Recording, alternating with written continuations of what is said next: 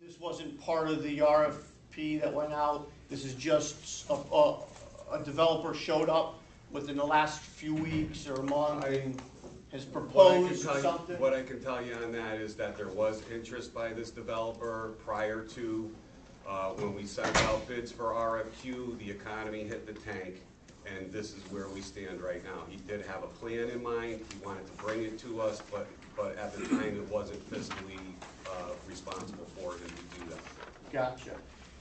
And what's interesting, if I think I understand correctly, is that Mr. Geddes is not proposing to be a developer. He's proposing to seek out developers and be part of a group of developers. So it sounds like a lot of this is very mushy at this time.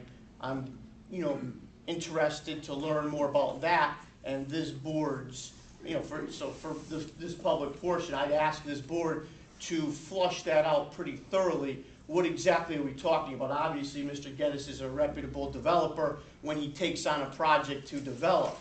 He comes forward, he states, I'm going to develop, and he does. But here, what I understand him saying is, I don't want to develop this. I want to help bring others to develop this. So I think that's what I understand him to be saying. And so my question for this board, what I would ask this board to inquire into is exactly what does that mean? That sounds entirely too mushy and not, part of Mr. Geddes' normal operating procedure to go forth and develop. It looks like he's looking for developers, and that just, sounds tough. Other question I would have for this board to flush out for the city, on behalf of the city, is financing. Before we get very serious with any development project, we should be looking into some of the financing, financial backing of a developer or a proposed developer, a group of developers.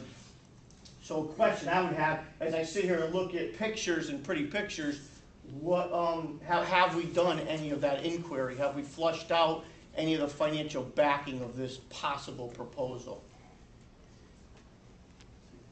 Thank you. No, that was a question. I understand. I was asking public portion, it's really not a question and answer time. Oh, okay.